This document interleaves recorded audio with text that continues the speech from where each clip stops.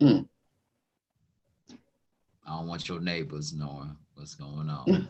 You just put it out there. You just said it. But really, like I said I was gonna let you know, I and said that before, Do not a after. countdown. Anyway, are we recording? Are we live? live. Hi, everyone.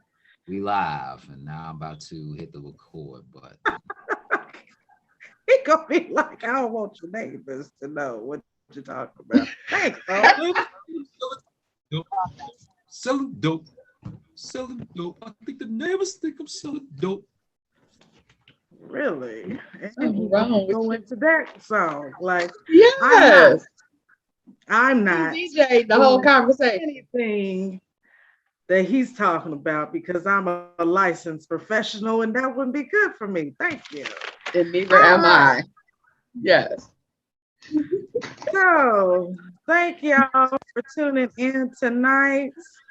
Um, as you can see, we have a picture of our beautiful They can't see it. leader. They She's can't see present it. but not present. And tonight, Natasha, it's they can't what? see. They can't see that. Oh, they can't. Nah.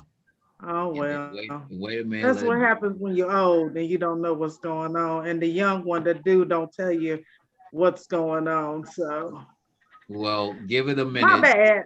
Let's Reframe rewind that. yourself for a second. Reframe, hold the pause the button. Let people come in just for a minute. Don't get spurring off and people get mid But conversation. this, Post. I got a post about it. It's live now on YouTube. We're on YouTube today because we had some not technical difficulties, but pivot. well, we're about 10 minutes after the hour.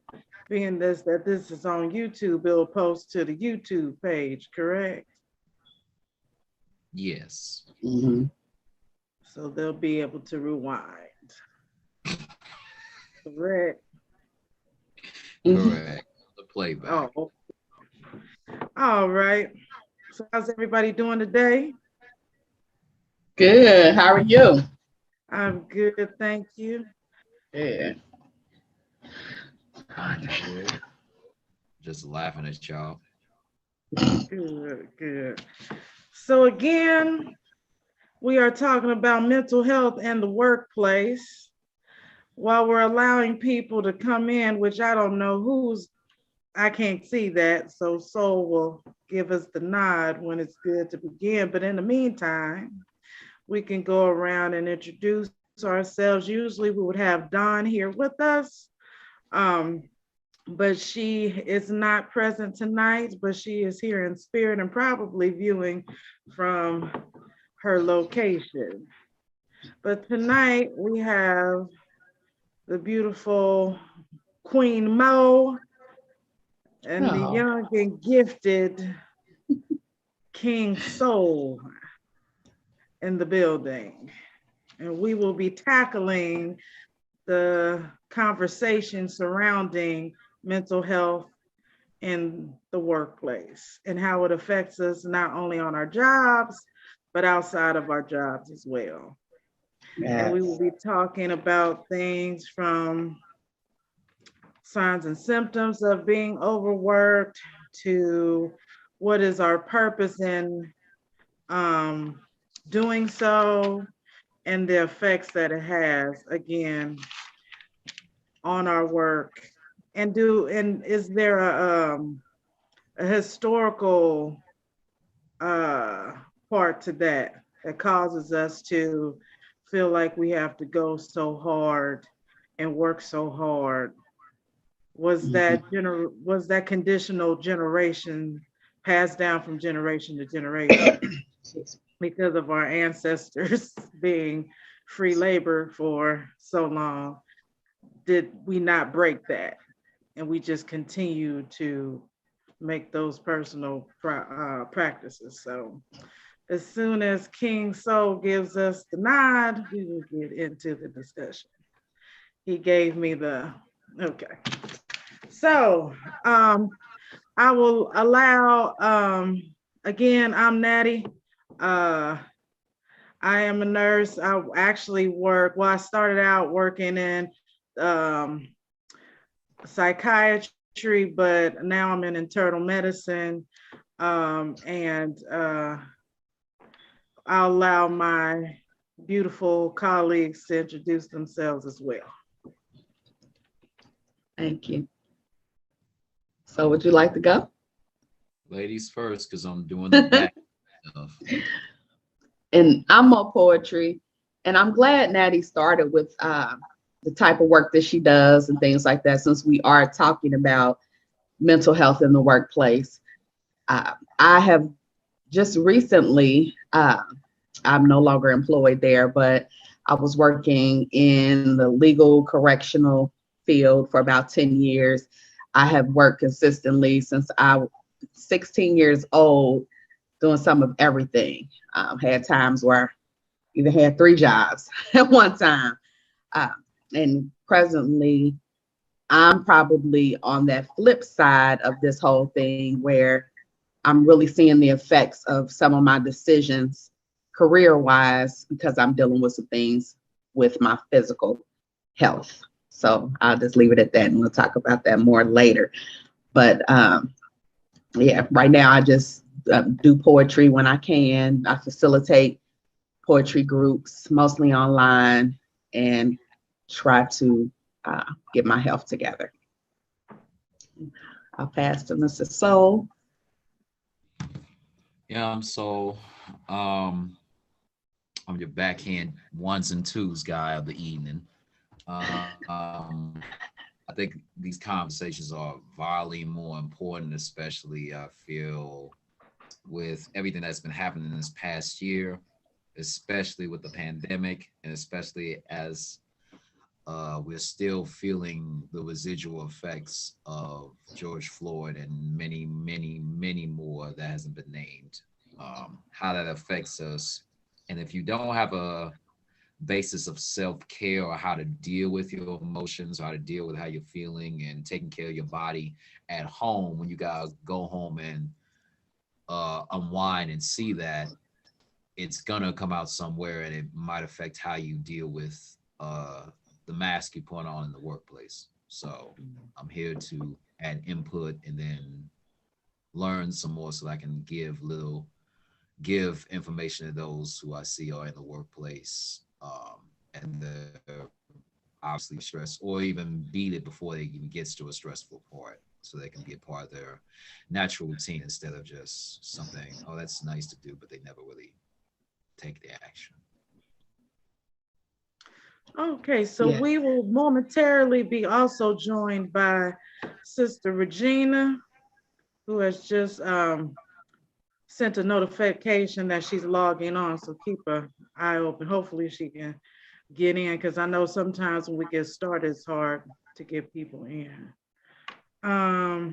So we'll be starting off with a question, a generalized question, and that question would be, why do you think we think it's okay to, or honorable to overwork ourselves professionally, personally, in our family life? Why do you think we think that's okay? And it's a thing that I hear a lot, especially coming from celebrities. I remember I watch a lot of interviews and stuff like that, and I remember hearing Steve Harvey mention, like, basically he's a part of the team no sleep. Like, if you sleeping, you're dying. I'll sleep when I die.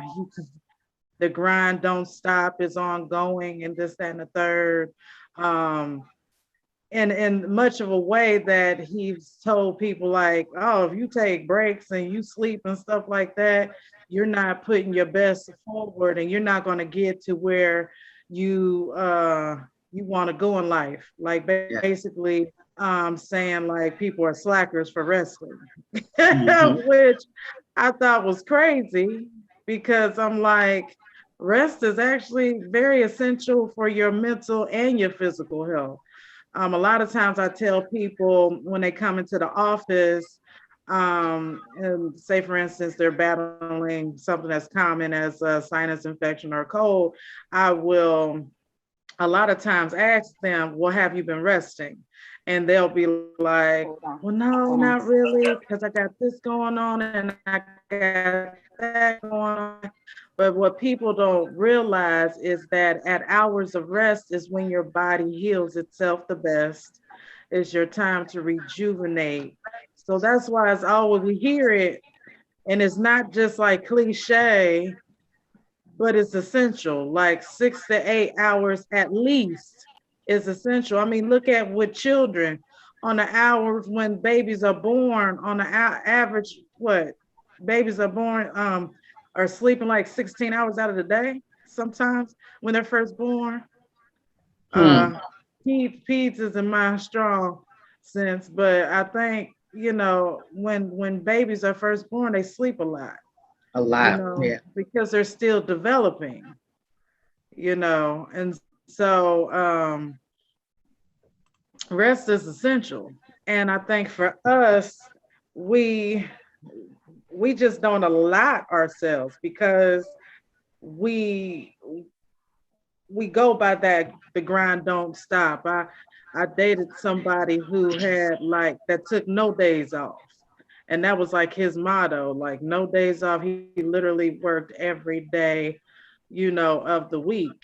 And I mean, if you can, and that's your lifestyle that you're choosing, that's your prerogative, but also understand that, when you're feeling these stressors, it could be the stressors that you're self-inflicting by, not having a balance of work and rest and self-care. So I just think the reason why we think it's okay is because it's, like I said earlier, it's just been passed down. It's become habitual.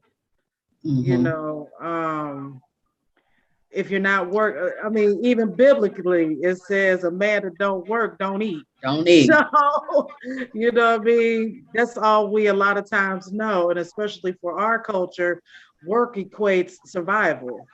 Now, this ain't talking about a career or pursuing your passion or anything like that. We have to work in order to survive. A lot of our mentalities are, especially if you have children, then it's a whole nother level of what that entitles. So anybody else got ideas? Go ahead and jump in, Bo. I know it's murder. I think for me, my family motto is we work hard to be great. And I didn't even realize the impact of that until you asked that question. But I was just always taught, always use your waiting time. Something I learned in high school. Like I don't care if you're waiting on an appointment. I don't care if you're on another call, you're working on something else. It was just to maximize your time and do more. And I think the people that I've had in my life, my mother was a very hard worker that way. My grandmother was a hard worker. My grandfather, he was a respiratory therapist, but he had other little businesses and stuff that he worked. So that was what I saw. A lot of times I don't watch TV. Like I'll go maybe a month without watching anything on TV, because I'm constantly working towards something or doing something. So I think that a lot of it is just maybe how you feel about work. Like I feel like it's a sense of accomplishment. It's something that I can control, even when I can't control what's going on with my health. I can't control what's going on in family and life and everything else, but I can control how much effort that I'm giving. So I have a tendency to give it my absolute all. Probably not the best thing, but that's where it comes from for me. I don't think it's a bad thing that you give your all to your work, especially if your work is your passion. You should give your all to your work. That's what's going to bring the best out in whatever you're pursuing. But at the same time, with that same mentality, you also have to adapt the mentality or try, or even not even have to, because nobody has to do anything, but take into consideration work hard, play hard type. You know what I'm saying? If I work Yeah. hard, then set aside time where, okay, this is break time. And it ain't got to be like a lot of time, but set aside some time, you Mhm. know, to recharge, you know, regroup. You know, Yeah. that's essential, not only physically, but mentally as well. Because I tell my job, it ain't no working through lunch for me because that is my Mm. time to unwind and reconnect because I'm dealing with needs all day. And so a lot is taken during the day. So I have to have a moment to breathe and clear my head and get ready for the end of the day to deal with other needs, you know. So a lot of times, especially in my field, it's like the job is ongoing, but in certain venues, and we're going to touch on, you know, making changes within your career and how that affects us as well. Because I had to make changes in what I what I do for my own mental health because I figured I'm getting older. I'm not a spring chicken like I used to be. Like in my 20s, it was grind. It was nothing to do a full week of 16 hours and keep it going, Ooh. you know, because that's just you're trying to you're grinding, you know what I mean? But now it's like I can't do that. I'm old. You know what I'm saying? So what about you, So? Um, I feel like, at least for me, it was going to something. If you didn't work hard, you wouldn't get anywhere. Mm-hmm.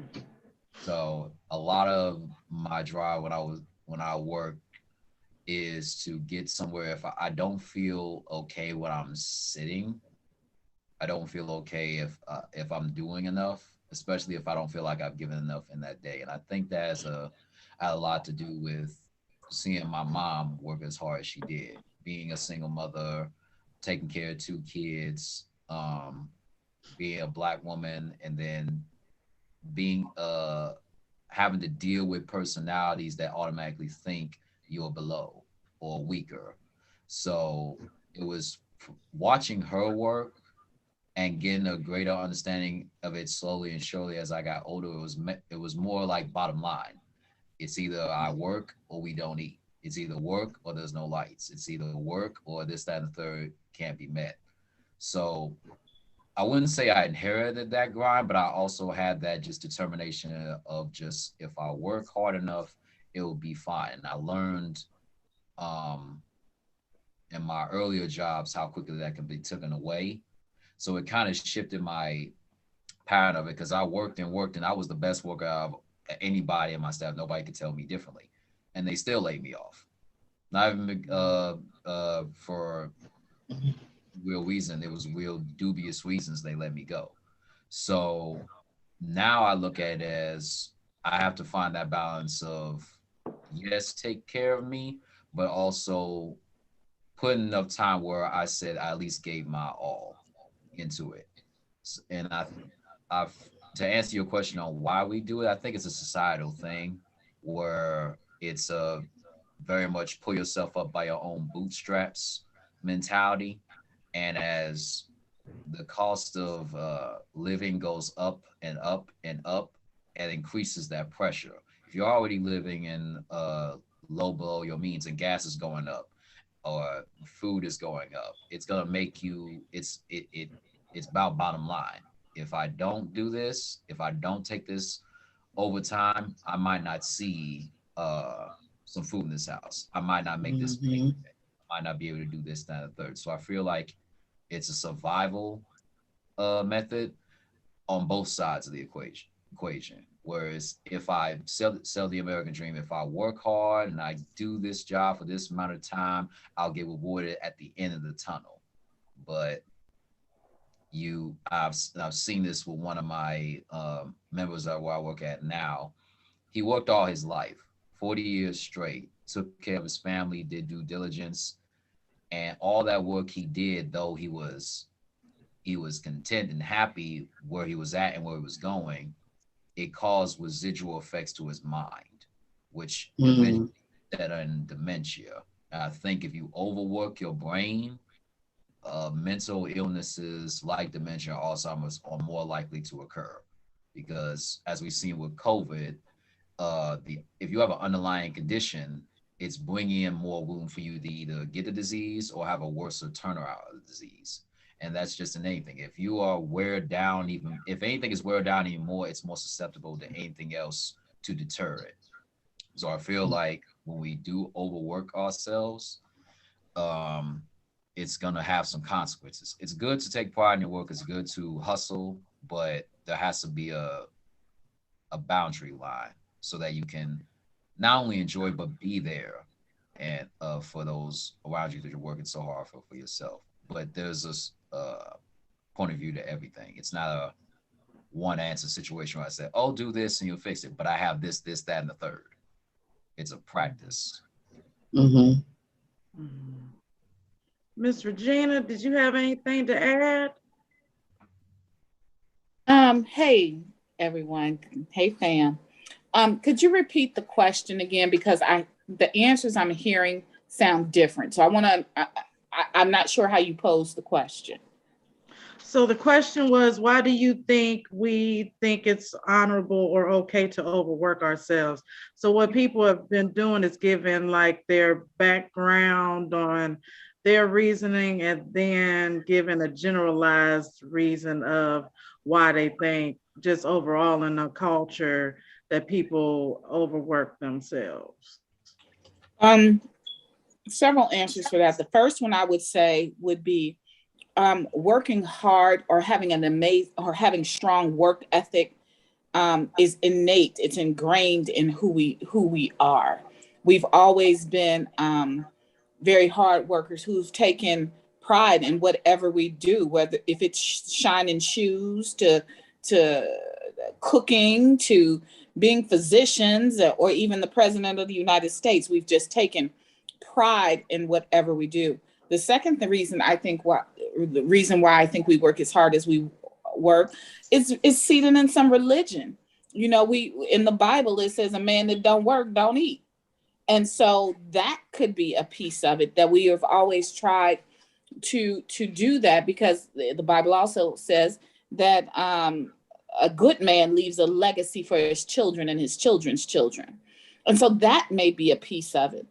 The other piece of it is that I think we haven't been taught how to work smart necessarily and not so hard.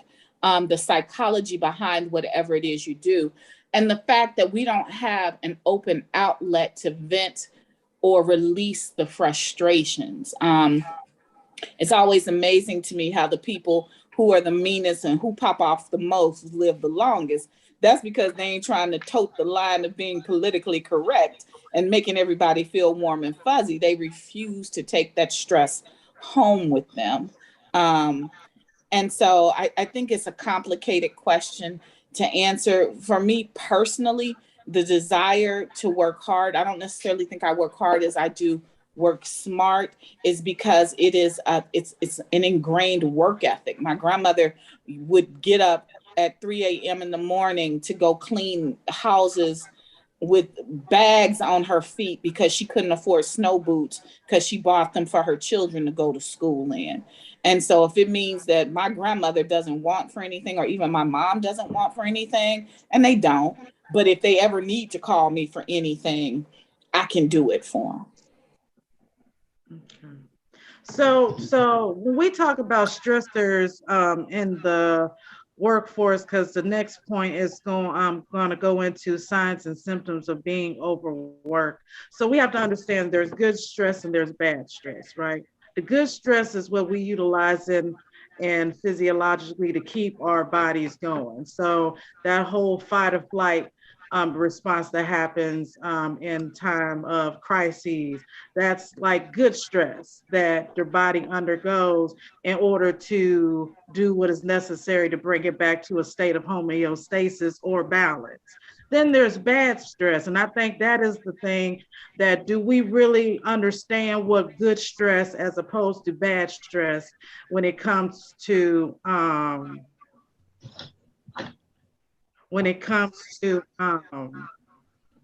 being overworked? Because we all always want to have a good work ethic, but what does that really entail? Does it having a good work ethic, does that entail working yourself to death, or just like you said, being able to work smarter and get the same results that would take to work harder for? You know what I'm saying? If I'm saying that right, working smarter. Because I have a friend, and I look at the way of he did things in life, and I was like, man, dude worked so smart, you know. But is there even a cap on where we strive in this society?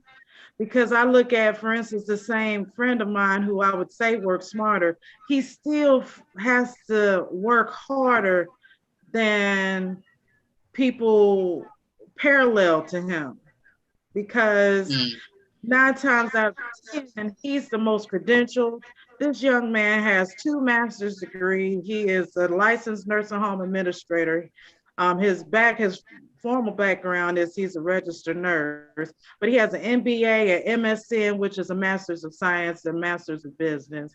He's always like ahead of the curve, but he still is the one overworked. Like, we would be out to dinner sometimes when he was the director, and that phone he had to have on the table. And if that phone rang, he had to address it. Where I've seen other directors tell you, don't call me after 5, we'll deal with it in the morning.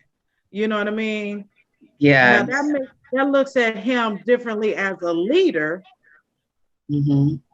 because he takes that position so seriously that he knows things go ongoing, and some things can't wait till in the morning. Sometimes I have to get up, and address this, you know what I mean? Instead of putting it off or putting that stress on the staff to have to take care of, you know what I mean? So have an understanding of the limitation between good stress or bad stress. And how do you think we handle that? Do we handle it? I think what you just explained is a term used sometimes, the black tax, that we have to do more. We have to be more educated. We have to work harder than the next person in order to even get close in career or in status as somebody else. So I think we are fighting a lot of times against that. I know I am, because I'm always talking about, I'm breaking stereotypes. I'm doing what I need to do to that degree so that I can get past that wall, that ceiling for me. Do you think it's fair that we put that type of pressure on ourselves to break the stereotypes that may not be a mirror of who you are? Like, I think we were talking about that in another podcast. Like, it can't be a small group of people trying to represent the whole culture. You just gonna have people that's just not gonna be about the grind and want to be dependent and codependent. You just gonna have people like that, and we've talked about the pressures about being the representative on the job, how non-Black people respond to Black people, especially with the initial meeting, how they greet you, hey, what's up, instead of just a common hello, good morning. You know what I'm saying? Like, what you think about, do you think so that we understand the differences between good stress and bad stress? Like good stress, I emphasize is stress that is necessary to keep us going, as opposed to stress we self-impose because I'm trying to take care of mama, I'm trying to take care of everybody else, but we, again, forget to take care of ourselves. I think it depends on the individual knowing themselves, number one, the environment that they're around and the circumstances. there's no one blanket answer, I believe, that can probably answer that question. Um, I will say that I don't think a lot of us have been educated or given examples of what that looks like to have that balance. And it may not even be exactly how your lifestyle is, but if you never see someone who's working constantly, but has a balance of happiness, and even on their bad days, they have a little bit of a glow, for lack of a better word, you're not gonna you're gonna wonder if this is all it is. And it's always gonna be a fight to change the narrative because the system of commerce that we're on is capitalism. Automatically, capitalism requires competition, and the system that we're under always is going to look for a slave class or someone to have somebody under, somebody who's going to be the loser, and there's going to be the winners, and the losers usually go at each other's throats because they're trying to get as much or as little as they possibly can that they view as a representation of power, success, gain, and so on and so forth. So even if it's minor stuff or if it's not gone to the extent of physical altercation, it's still that competition of if I tell you my business, will you take my ideas and use them for yourself? And then I'm left in the dust. So I think that's a good part of that, of not being able to gauge and never having that communication with one another to how do we build one another instead of it always being at each other's throats. Another thing I think when you said about pockets of Black people representing the whole, it's it's uh it's still going to be a long learning process. I think we're just now getting to the point where we're accepting individuality, not from ourselves, but from others. It's one thing to know who you are. It's another thing to still respect someone for being who they are, even if you don't care for who they are. In other words, I can respect you as a human being, but I wish you well, but I just wish you do that shit well away from me.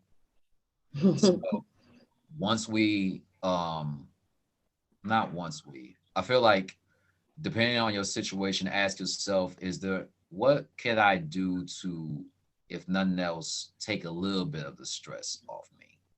If we look at it as like pennies make a dollar, every little bit counts because as you build a habit over and over again to do certain things that are going to curve away from you feeling pressured or feeling that tightness in your chest or stuff that you know that you just doesn't sit right with you, it will build into a habit where you want to build that change for yourself. And then that will infect the culture around you. It's like, I've been noticing you've been feeling a little bit happier. So what you've been doing? I just been this, that, and doing this little thing. And that'll encourage them to do this little thing that is heavy on their mind. And it'll be, and we versus the idea that you have to overwork so much and give so little to yourself, especially when we're taking care of other people.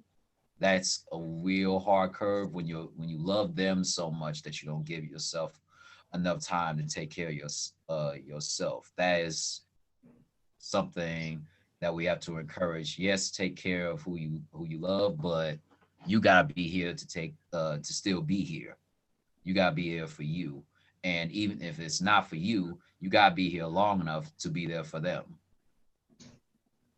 So it's a little by little process. I feel like I don't think it's gonna be one big bulldozer of like, we do this and we'll do it, because somebody can say that just like New Year's resolutions. Oh, I'm gonna do this. 2 months down the line, they're still doing the same thing as we did before. So I would encourage the idea of little by little and appreciate those little by littles. Miss Regina, do you have anything to add? I probably say I want to piggyback off of Mo just a little bit. And maybe even you. I think I think because I don't know, and I might be getting into a segue here, because we were taught that the reward system is as follows: you work hard, you achieve much. So we find ourselves following all of these rules, but they withheld the joker card, which is privilege. And it's not that we're working hard that causes the stress. It's the frustration of the iniquity that makes us angry. That's the frustration. That's the frustration. When you realize, and make no mistake about it, 9 times out of 10, we absolutely are the smartest person in the room. And so it is quite frustrating when it's who you know that puts you in a seat of affluence, even though you're impotent due to your privilege. So that's what's frustrating. So do you think some of us feel like no matter how hard we work, we're never going to get, not outside of our own personal entrepreneurial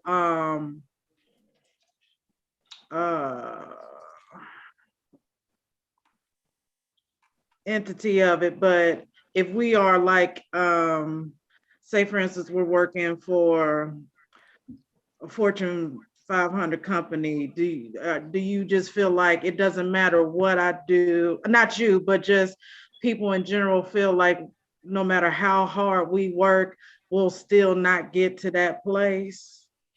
I don't. And I'm probably going to say something that's getting ready to get me in trouble. Let me tell you why I don't think that. There's a certain level of success that the only color there is green. The problem is most of us are in the middle of the middle. And in the middle of the middle is when the privilege is evident. You don't see it when you're in the bottom of the barrel because you're just trying to survive. You notice it when you're in the middle of the middle. Because you're going, wait a minute, I'm doing the same thing Jane is doing and better. But if I voice if I talk about my successes, then I'm deemed to be bragging and not accomplished. But when you surpass that level and you get into the level of true success, not feigned success, not competition, but when you get into that area of true success, the only color is green. And it's not what you know, who you know, or what you've done in the past. It's absolutely positively what your results say about you. That's why they can't fire off at Oprah. Once Oprah got out of the middle of being in the middle, then you have nothing to say to her. That's why they can't fire off at 50 Cent. We don't like how he do stuff, but he ain't in the middle of the middle no more. You understand what I'm saying? That's why they stopped messing with Jay-Z. He ain't in the middle of the middle anymore. And so if you find yourself to be in the middle of the middle, my suggestion for your stress reliever is keep minding your own business, because you can't compete where you don't compare. So say that again. You can't compete where you don't compare. So stop stressing yourself. You're never that, you know what, that's a word in and of itself, because what in you and of itself is completely true, because that is my friend, he's my best friend actually, is what I'm talking about. And we've encouraged him just to start his own business, start his own facility, because not only do you have the knowledge base, and what they'll try to do is, a lot of times when he gets fed up, because he's like, wait a minute, I could have the same job as my counterpart who made, as me being 42, this is a new grad, no experience, you know what I'm saying? But like you said, when that privilege get to turn itself on, like he's had to train his bosses. Like what, huh? You know what I'm saying? Like, how do I get to train somebody to do something that I'm qualified to do, but you won't give it to me to do it? Oh, we. And you know what I'm saying? And he has let me hit you with this. That's why as we've evolved here to the age of internet and online job postings, that's why you now see things like entry-level position, 5 years management experience required. Let me tell you why it says that. Would you like to know why it says that? Let me tell you why it says that. It says that because most of us are coming out already accomplished with the degrees, but they also know that we're not going to get the experience because we in the middle of the middle. So that privileged joker card is played. And these people who get these internship jobs, because they can afford to do internships, because see, we got to keep going to school because before that financial aid and that money run out, we got to keep going to school. But those internships that they put on there give them that experience. I challenge anybody to get the right person to lay your eyes on a resume, because baby, you wasn't no babysitter. That's not what you did for 4 years. What you did for 4 years was you was an au pair. That's what you did. You were an au pair. That's what you did. Stop calling it a babysitter. You were an au pair. How about that? I want to interject real quick and say some things from Dawn. She's in the chat going off. She said, tuned in family, to result to the first question you asked, Natasha. She said, sometimes it's a matter of having the need to be validated. And I agree with that, because it's like results. Somebody said here, results. I'll just leave it at that. Working and working to death are two different things. Most are working their lives away and still don't have enough to leave a legacy for anyone. Work ethic is important, but should not supersede your health. And she also said, Regina, don't be stealing my lines. And then I don't want to segue this into a discussion, but I just want to put this in people's minds, because I saw this on IG. Somebody posted about the definition of humble, and we know all the humble servants, the helpful brother, sister, the helpful Negro. If you actually look at the term of humble, and I'm gonna verify this in the dictionary, it's not really a endearing term if you actually read the terminology. People usually say, oh, I'm humbled by the situation. I'm humbled to be a part of this. It's actually a lowering word, because another word that is lettered the same as humble is humiliation. I am humbled and humiliated to ask you for one thing. I heard that in a line before, and it makes perfect sense. So I'll also, in reference to that, compete and compare, they want us to be more humbled. They don't want to see us very prideful of what we're capable of. So that's what I want to say. Yes. Let me say this about humble and humility. So the definition of humble, so is having or showing a modest or low estimate of one's own importance. So the word humble, oftentimes, if we're taking it for its written definition, does oftentimes come back to bite us in the butt, because it requires us to take the low road, right? When we use it in terms of when we speak, it's not meant to be that way. When we use it and speak and how we use it, just in everyday vernacular, we mean it to be, we know we the stuff, but we gonna hold back on that so that you ain't uncomfortable. At some point, your stress is relieved when you stop trying to withhold who you really are to make somebody else comfortable. That's when your stress level is released. I no longer feel the necessity to dummy down, to stop, to dim my light, to be silent, to make someone else comfortable. The most freeing element I ever had is when I heard my own voice, and it scared me. And so we spend so much time. I can remember my mother, well, I can't, she's still around and she still thinks she a boss, but my mother at 16 years old worked her way into Procter and Gamble. And by the time they realized she was only 16 years old, she was too good at what she did for them to put her out. So what am I saying? So what am I saying to you? I'm saying that she found a niche 50 years ago, 60 years ago, that put her in a place. Did she know what she was doing? No. But did she know what she wanted? Yes. Yes. And sometimes your why has to be enough to supersede the mess you go through. And your why is not your why, oh my goodness, your why is not a comparative thing. And if you stop comparing your why for the need to, you just want to get a bigger house, to Chad's why of he just wants to stay out of rehab, then you'll feel all right about what you do. You understand what I'm saying? It's not comparative. There's no competition. You don't compete where you don't compare. And our stress is created because we're trying to compare the taste of a banana with a mango. They both fruit. It's all good. Just stay in your lane. And we have issue with staying in our lane because we have people who ain't even driving try to tell us how fast you should go. And I think that goes to the piece that Don said, the need to be validated. And I think as a people, especially as a free people now, that has been our driving force, the need to be validated.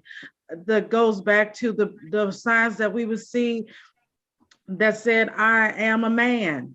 Why would a human being have to put up a sign to let another human being who has visual capability to know I am a man, I am worthy of respect, I am worthy of elevation, I am worthy for acknowledgement? And I think that too, especially as we move up the corporate ladder, I think that becomes the stressor too, the need to be validated from I don't even think it really is a need to be validated within our community as much as it is outwardly.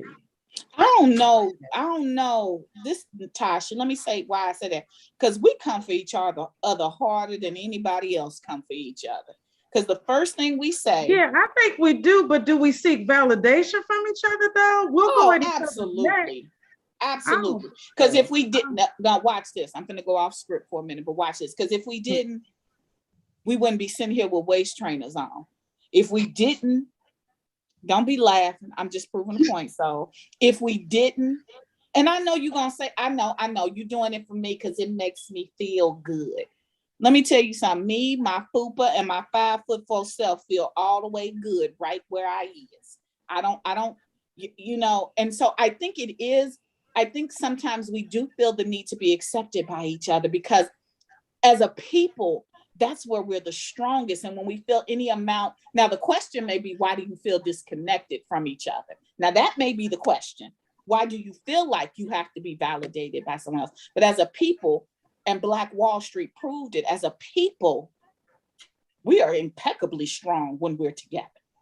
Unequivocally strong, undeniably. We are the thing they fear, as the census told us on this week, but we already knew that. They just better be glad all of us don't feel them. But I still argue that point because I feel like if we were striving to get validation from each other, it wouldn't be so much divisiveness.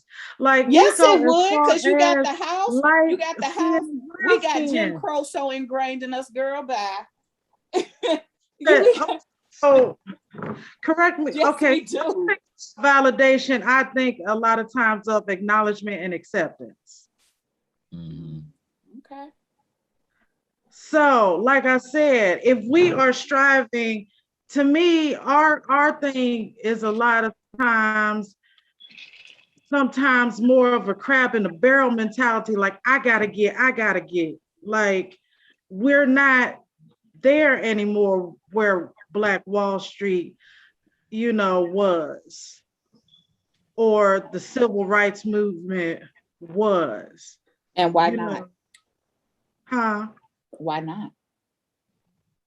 Because there's still so much divisiveness in the community. And why so is it divided? Why are we on the divided? job. I'm You gonna just back said you into the very thing I said. we go at each other neck more than anybody. So to me, if I'm looking at Mo and I'm like, I'm trying to gain my sister's validation, my sister's acceptance, my sister's acknowledgement, a lot of times that to do that, a person kind of goes hard for that person. So if she's doing hit the mic, right, and I'm an artist, I'm going to utilize her platform to get validation from my sister because she has this platform. So I'm gonna come, look, I got this skill. Let me get my band together. I'm going to add to your movement as opposed to take away from it. I'm not trying to be in competition with you, sis. I'm trying to build with you.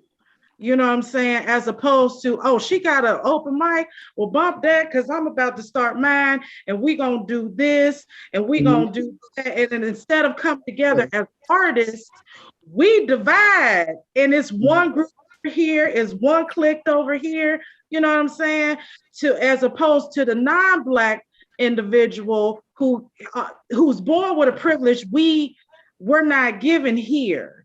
You know what I'm saying? We strive hard to listen, like you said, I can not only do your job, but I can do your job better. Not only can I do it better, because a lot of times, like with my friend, they will do that. It's cheaper to keep you situation. So when he gets fed up and he's like, I'm out. I'm about to be out. I just went to my supervisor, was like, listen, I can go over here and work for this company, do this, do that, blah, blah, blah. What they start to do is, oh, no. Let me throw you some more money, give you a little title just to keep you satisfied, but still put the same workload on you because you can perform.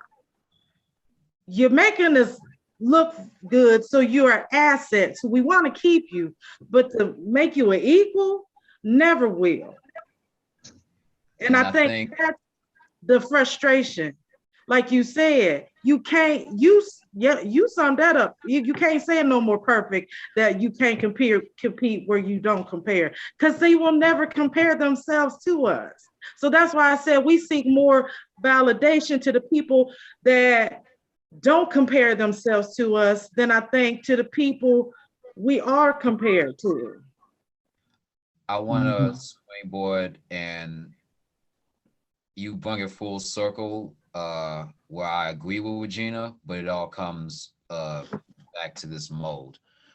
And I'm gonna be transparent because this is a place that I've been to, still pulling myself out from. Validation is a substitute for acceptance. Humans in general need acceptance, and communication. We at the end of the day are communal. And if you deny that, look at the world around you. Everything is communal with something. Everything is affected by something, whether it's a food chain or the currents of the wind or how the water recycle system goes, is all in unison and cooperation with each other. We are the same way. So it's natural for humans to want to be accepted, even more so by the ones that are their peers, that they're their family, their reflections, tribal. We need that acceptance to really feel a sense of true fulfillment, I will call it, for lack of a better word. We can feel fulfilled as an individual, but when you're amplified with a mutual respect by someone who looks just like you, or who is family, or is someone of like-minded individualness, that fills you up with something that cannot be taken away, that cannot be explained. So what I'm kind of hearing from you is that the desire for a sense of belonging to one another. Is that kind of on the same lines? Like yes. wanting a sense of belonging? Yes. And when I think of validation, it's a fight to prove that I'm here. We always try to validate ourselves to corporations, to the other side, when they, like said, don't want to compare to us to keep crying out that we are here, because on the other side of that equation, the divisiveness that we have against each other, we barely can look at ourselves. So how can I look at you as respectful when it's always, I'm looking at my surroundings and it's a losing environment, when it's a detrimental environment. I can't trust my neighbor across the street. I can barely even look at the person that I'm living with in my house. And I feel like the divisiveness is amplified by history, whether it's talked about now. It's a felt history of being put down, put down, put down. Y'all talking about Black Wall Street. What happened to Black Wall Street? It didn't just dissolve. What happened to the Black Panther movement? It didn't just disassociate. What happened to Martin Luther King? He didn't just pass out of overworked exhaustion. It's an amplification of our stresses, amplified anytime we try to unify ourselves. And I feel like that history is in the tone of our parents' voices, our grandparents' voices, whether we say it consciously or not. It's subconsciously a history of, let's do it this way because this way isn't working. And now we'll get in a cycle of where people are more willing to, like, this way is not working. We want to be communal. We want to heal, a cycle. So I think the proper question, as Virginia asked, it's not a question of, do I want to be accepted? Why do I feel so disconnected? Because a lot of us, if we really ask in ourselves and our family and our peers, or just someone randomly walking past the street from you that looks just like you, why is there such a disconnection? Well, that's a whole nother topic, though. But it's a That's part a whole of nother topic as far as the disconnection and whether or not we seek validation from each other. Because if we are disconnected, then there's no need to seek validation. We need to get back to the connected so we can validate. And that's why I say that if you can't get it this way, because the human heart is going to want what it wants. So if you can't get it this way, they don't believe in the validation, but it's there. Who is they? Who Whatever don't that believe in the validation? I'll use mine as example. I can't get love from this family member, but I'll meet someone else that resembles that family member. Even if they don't love me, there is a validation there, however small or however big that is. And it replaces that. I don't really truly believe in it, the validation, but it's better than nothing, is what I'm getting at. Gotcha. No, you got anything? Did Don add anything? Yeah. Yes, she did. She added she said, I think we think money validates us to white folks. Proof that we made it, that we deserve to be amongst their ranks. We think finances open doors in larger society. That was one message. And then she said, that is the point I was making, Natasha, about validation. We don't care about validation from our own. We just want to show for our people and prove we made it past them. Which is true. I've seen that too. Eric I think his name is Thomas. Eric Thomas. He is a motivation. Yes, he's a motivational speaker. And he was talking about his why and why people misunderstand how hard he goes for this. And he was saying that one day his wife called him and was like, I don't know where I am. And he was like, what do you mean you don't know where you are? And she was saying, you know, I'm buying McDonald's, and his city was kind of small. He said it's only 3 McDonald's. He was able to narrow it down and figure it out for her. And I think, if I'm not mistaken, she might have a brain tumor, or she had some type of, like cancer or something. It was serious. Yeah. And he was saying that out of that situation, and knowing, because she was a type of workaholic too, and she didn't want to come off of her job and put the full burden on him. And he was saying his why is he's out here hustling, he's doing so that his wife can be here with him as long as possible. And I think that's what a lot of people miss. Like they'll misinterpret your hustle or why you do things. It's like, oh, she just want to be seen. She just want to be this. She want to be that. It's not always. You don't know what's really in a person's heart or mind or their motivation unless you really reveal that. Because man looking on the outward appearance. So you can't really get that unless it's a true spiritual revelation. And I think as Black or a conversation. huh? Or a conversation of just asking, why do you go so hard? Yeah. I was telling somebody today about a time I was homeless with my older girls, and I was in a hotel paying week to week, and I had told myself coming out of that situation, you know, because it got so bad I didn't have money for the hotel, and I was like, well, I'm gonna have to go live in the airport. I can't even watch Will Smith's movie Pursuit of Happiness without crying, because every time he goes into that airport with his son, that's me. That was my vision of what I was gonna have to do with me and my girls. So you don't know what's people's motivation. I do it because I'm not gonna be homeless. You know, I don't have that luxury of being able to lose everything and automatically feel like I got somewhere to go, which I mean, I have a support system, but I know that just, no, everybody needs their space. We have a support system, but it's also like close, but space. There needs to be walls between us, you know, greater than just in the same house. So yeah, everybody has a why. So that brings it back full circle to what everybody was saying, whether we seek validation inwardly or outwardly, this is the need for community. This is the need so that a sister like you would never have to think, I got to go live in the airport in order for us to bathe and have somewhere to sleep. This is why it's a need for the community. This is why we need to get back to those days where you can go next door and ask for help and they would help you. You know, I have did a live one time and you know, being single and stuff, and I forgot what was going on. I don't know if I needed to move something, but I was just like, dang, you know, we're not I think it was something going on with my car.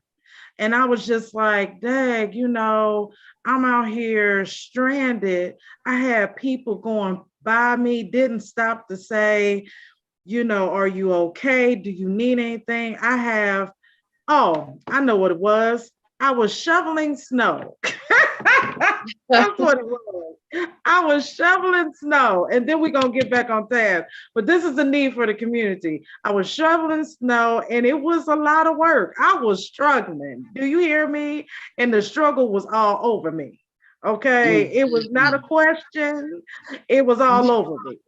And I got neighbors. I got a man that live on one side of me with a whole house, and he do physical labor. I got a neighbor on the other side of me that got a teenage boy. I got the trap house across the street, so it's a gang of niggas over there, excuse me. So I'm like, I know somebody see me out here on the struggle bus, and now one person. Now, back in the day, my nephew, when we were coming up, as soon as the sun or the sky hit light, he was out there with a lawnmower in the summertime and shovels in the wintertime. You know what I mean? You could go next door or I have patients who are elderly and white who said, yeah, I came out and my neighbor shoveled my driveway. I didn't even know who it was. But when I came out, my driveway was shoveled. But that's a community, you know, need. So if we had a better relationship within the community, those things that you experience more would never happen, because every joint would supply itself, like the word says, and we would be our brother's keeper. We would be our sister's keeper, and we would have no lack because we would come together. That's how you look out for each other. But I think sometimes too, when we talk about mental health and work, we will overwork ourselves to the bone for people who would not do the same for us. And I think that's problematic too. I had an incident where my friend was working so hard for these young men, and when it was time for them to show up for her, they did not, because it wasn't their mentality. And I had to tell her, you can't fault a person from not responding the way you would, because that's not their mentality. That's not in their heart to do. You know what I mean? So, did Don have something to add? Or you, Regina, did you have something to add before we go on? I don't think Regina here.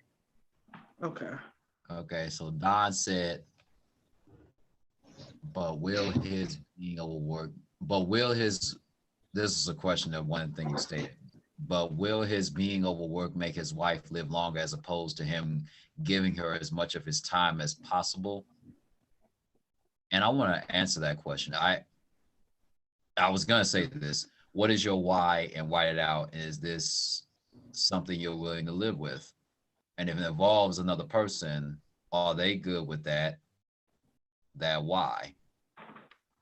Especially if it's husband and wife, that's a conversation y'all need to have discussed. Like I said, everybody's why, and it has to make sense to you, most importantly, not anybody else. Because I say this all the time. Yeah, I have vision. I just don't have your vision, and vice versa. And then she also added, I agree the why matters, but does hustling hard guaranteeing our stability, or does learning to save and manage our money better set us up for that stability? We gonna get to there. Both. Yeah. I think it's both, but it is managing. Like I had to learn that the hard way. Pay off all credit cards, don't have any debt, pay it, live beneath your means. I've gone on year punishments where you can't buy anything. I don't care if it's a party, you want a new dress, whatever, you better wear something in your closet. And it's all done very well, for me. It's helped me to manage and to learn how to live. Just like even before I lost my job, I had already gotten the word to get used to living with half of that pay. So, and that's what I was focusing on doing. And I'm blessed. I can't complain at all. It comes from different ways. So, getting more into technicality of it all, what do you think are common signs and symptoms of being overworked? And do you think we notice or even realize how overworked we are? Because we made it such a habitual nature in our lives. Do we usually get a response from the people around us that tell us that we're overworked? Or I would say some of the signs and symptoms, one is like you can see a physical sign, especially if you're not getting enough rest, bags under your eyes. And some of us naturally, like I got natural dark circles around my eyes, but you can tell like when somebody has not slept in like days. Yes. A sense of restlessness. A lot of times people don't understand, but a difficulty with focusing can be indicative of, not getting that rest or being overworked. Irritability is probably a big one. Yeah. You're irritated with everybody. What would you guys say would be signs and symptoms of being overworked? Well, you took mine, irritability. That is a big one for me. And I don't really know what the signs was, and this is why I would say, of course, those are obvious, but I would say on the fence of a person who doesn't know when that breaking point is, because either one, we're so used to doing it for so long, we don't recognize the change happening, or we have it in our mind that there is no other way because nobody else is helping me. Like you said about shoveling the snow. If I don't do it, it ain't gonna be done. It ain't gonna get So done. it's gonna hurt my back, even though I might get frostbite, even though this, that, and the third. If it don't get done, I'm not getting to my job to take care of this house or whatever. So I So think that's a reason we're gonna get more into the reasons of why we doing it, and that's a big. I think that's a big one. If we don't do it, it's not gonna get done, and just even to not entrusting somebody else to do it, because Mhm. I mean, if you've been in situations where you've tried to trust somebody and they just didn't live up to your expectation, then you take all that on. Because Yes. like you said, it's your vision. But like I think it's important for us to really identify, true signs and symptoms of, what being overworked, because a lot of times I don't believe we realize we're being overworked. And if we are, we don't understand the dangers behind it. Because I Mm. think sometimes we do and just continue to just push through it because we think that's normal. You know what I mean? Like, oh, I'm supposed to feel like this because I haven't slept in 3 days. You know what I'm saying? So I should feel fatigued and lack of sleep or poor nutrition. Yeah, I am irritable. You know what I mean? Like, because I'm grinding and I'm grinding. So it's like certain things, but in order to correct these behaviors, we got to identify what behaviors are not healthy Mhm. for us, because like Don said, it kind of has to be like a cap on that. You can have all the grind in you as possible, but if it starts affecting your physical and mental well-being, that assertiveness ain't gonna mean nothing if you can't physically perform. And I've had friends where their bodies just shut down because Mhm. when the creator created us, as the Bible, the word says, we are fearfully and wonderfully made. And not only are we to be respected and reverenced and to reverence ourselves, but also to understand and to know that whatever it needs to do, and this is in its natural and most well state of being, your body will do for itself. And if you up here won't shut off, this will shut off for you. You know what I'm saying? And so, do you think oftentimes it's the people in our environment that tells us you need to slow down? Like you're overdoing it, you're overworking yourselves. Or do you just think, do we even try to pay attention to it? What do you guys think? So you muted. Oh, So you're muted. my bad. Okay. I think it's all that. I do have said Oh no, he's frozen. Am I frozen? Mo, you're frozen. You're muted too. I can't hear you. sorry about that because I wasn't muted when I was trying to turn on lights. It's getting dark right now. Okay. Yeah. Oh, okay. He's Okay. unfrozen because There, I was like, you're am I back. Go frozen? ahead. I don't know. yeah, I just noticed it. I was talking and it was like, wait a minute. I don't yeah.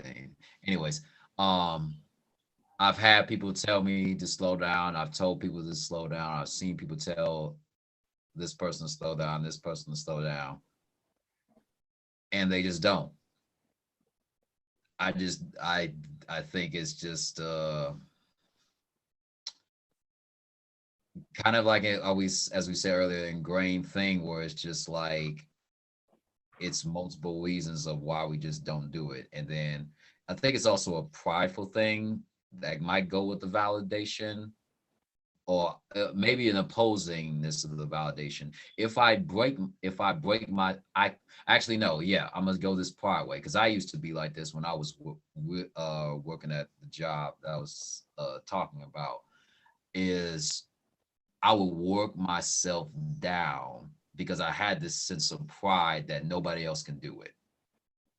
I would be willing to do these things, not to prove anything to anybody, but because I felt a type of invigoration, knowing that I did it, that nobody else is willing to do, or go this hard, or keep on going and go these many hours. And then also because I had a goal in mind, especially when I was hardcore saving, I would do all the overtime. I would do all the non-sleep hours.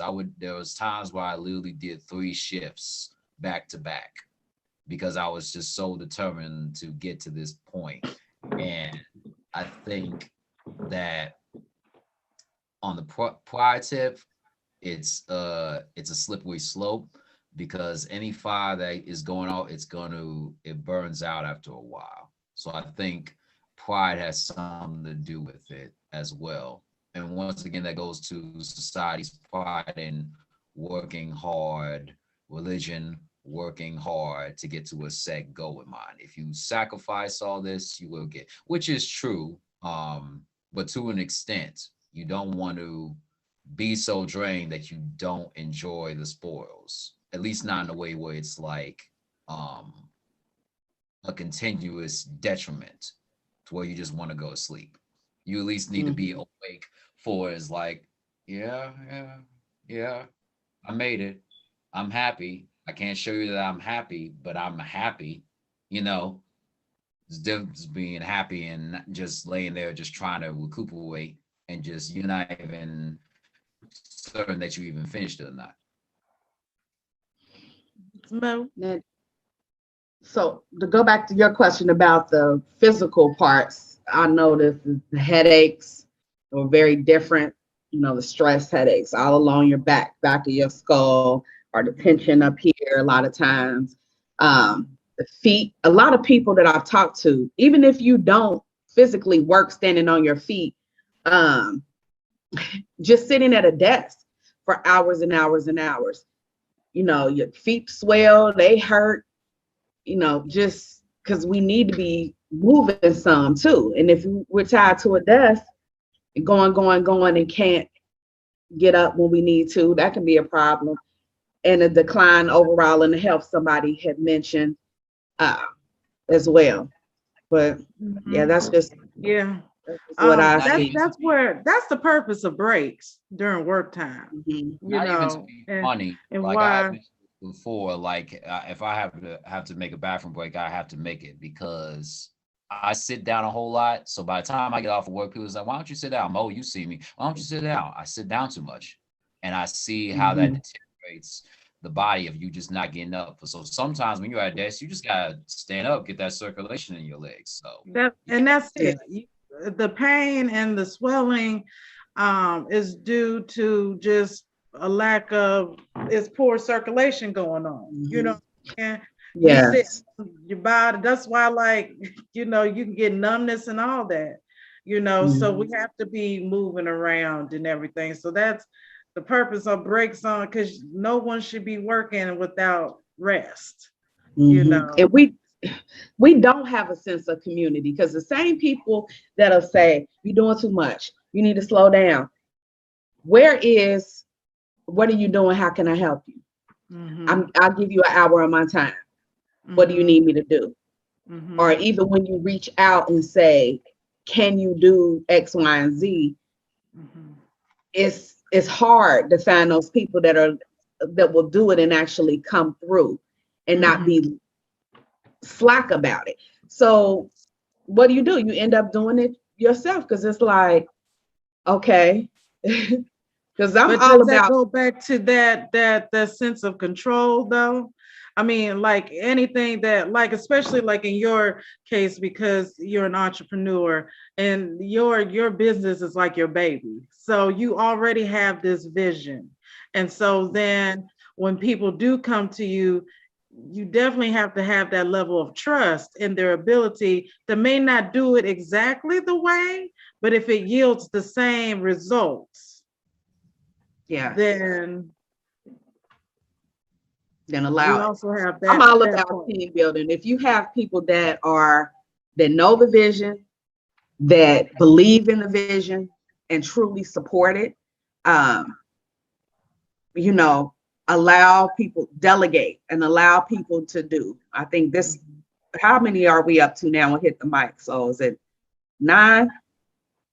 I would have never thought to have a team nowhere near or 8 this big, and you know, You got but to though. it's When you something building that an empire, you got it. You got Mhm. to. Like in my business, I tell people all the time, we cannot do this job effectively if we don't do it as a team. It can't Yes. be y'all do this. We have to work together as eh, towards the common goal, or it's not going to Mhm. be effective. You Yeah. know, but too, like we were talking earlier, some people, I notice a lot of times too, if your personal life is out of control, you are very anal on your job. That's true. You're very True. anal. Like, and I a lot Mhm. of times I can pick out somebody who's going through something just based on how they perform at work, you know, Mhm. They and can't talk at home, so they all the time to everybody they're else because taking you it can't out open on your mouth at home. staff, you Mhm. know, and all that kind of stuff. And those are just unhealthy practices. So that's again why it's so important for you to have a good, you know, physical and mental health regimen in your life, because it will reflect in your job as well. You know, and not only will that become, go ahead. So I'll finish your sentence first. oh, you know, a lot of times not only will that be not become it become a problem for you, it becomes a problem for everybody that's working with you, because then nobody want to work with you because you're stressed out and you're stressing people out. You know what Yeah. I'm saying? So Yeah. I think I do. also to what you were saying earlier, um, time might be a contributing factor of why they don't ask for help. Because I've literally been told by someone, and I had to step back and really digest what they said. I asked, could I help them? It's like, honestly, by the amount of time I had to teach you to do something, do this thing for me, I could have done it myself. And I don't have the luxury of losing that amount of time. So that is another contributing factor. We just don't have enough time to do well, everything that don't ask them to do something you got to teach them to do. There's a whole lot of things that don't take a lot of teaching that can contribute to take things off your plate. So first of all, seek a person. If they can come, if they're coming to you to ask you for help, they have something to offer, because and they're confident that they have something to offer. It's just not a generalized thing, because they understand deadlines and we got to get this done. So they're going to contribute to what they see you need, not so much, well, I want to learn a new skill set, because then you're putting more stress on the person, right? So I don't even, it's like I said, you have to, a lot of times people say stuff like that, but what that is you're not relinquishing that trust that they're going to do it the way that you feel it needs to be done. Because we sometimes, when it comes to our vision, we're one track. We getting there and how to get there is inclusive in that sometimes. And sometimes you got to pause and understand there's many more ways to skin a cat.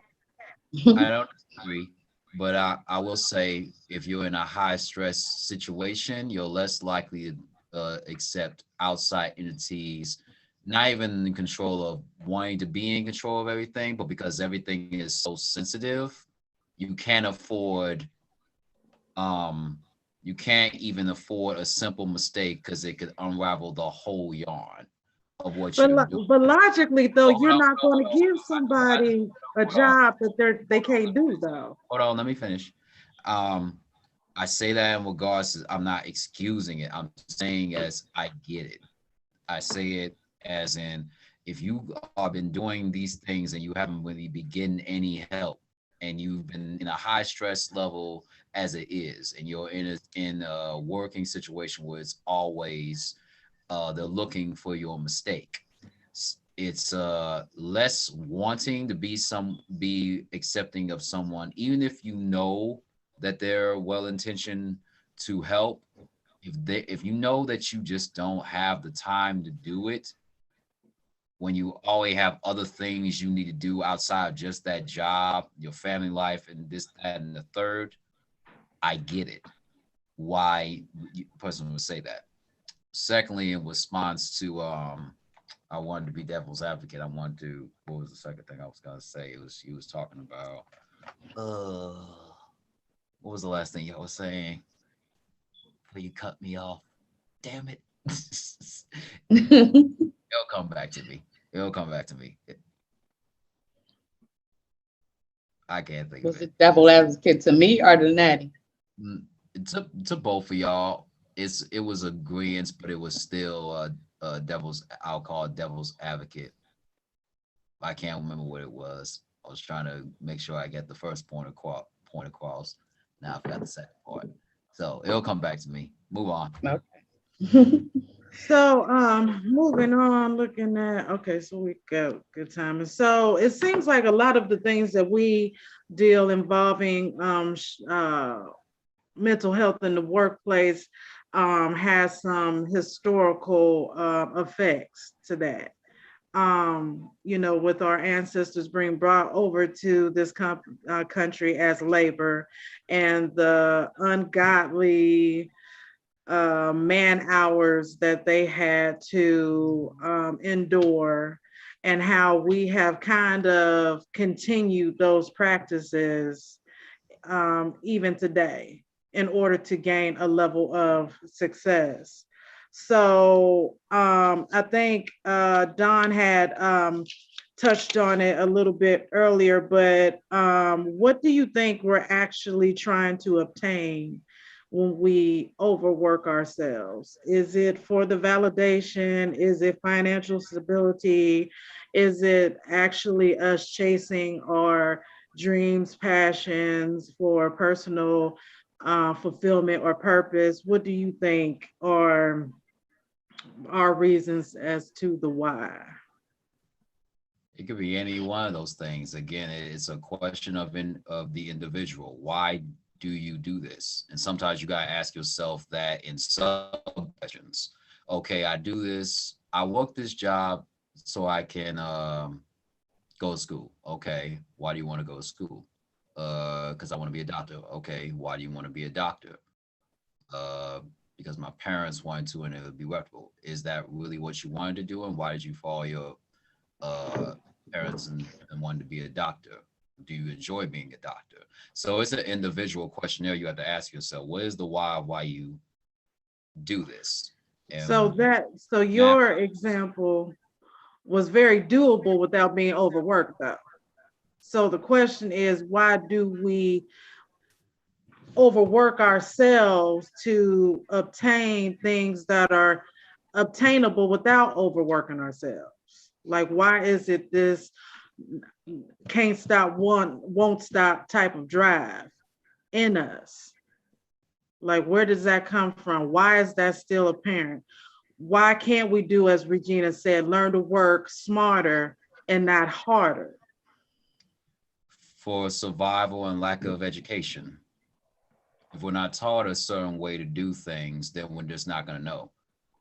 There's this IG artist and entrepreneur called Love Dorsey, and she had said she does a lot of IG lives about personal relationships, personal accountability, financial literacy, and she said on one of her lives that I'm happy that I'm seeing more and more people come to her Zooms and hear these types of discussions, because the more we talk about being financially literate, how the stock market works, how this country works, what is the real meaning of capitalism, what happens when you buy stocks, being emotionally managing your emotions so that you can handle money when you get in our survival mode. The more we talk about that, it changes the culture.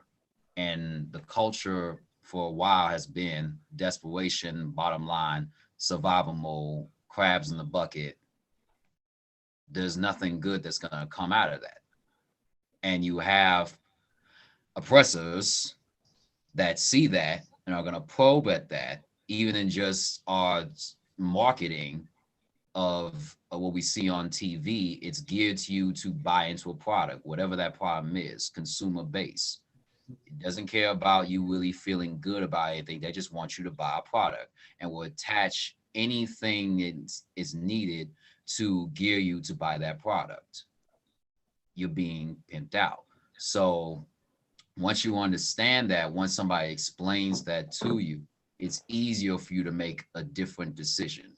But once again, if you don't ask the why, if you don't get down in the degree, well, why do I feel the need to do that? And it's an individual question. It may be a collective answer for some people. It may be a completely different one. It may be a selfless reasoning. It could be a selfish reasoning. But I think it has to be something that has to be asked by the person themselves of why they worked so hard.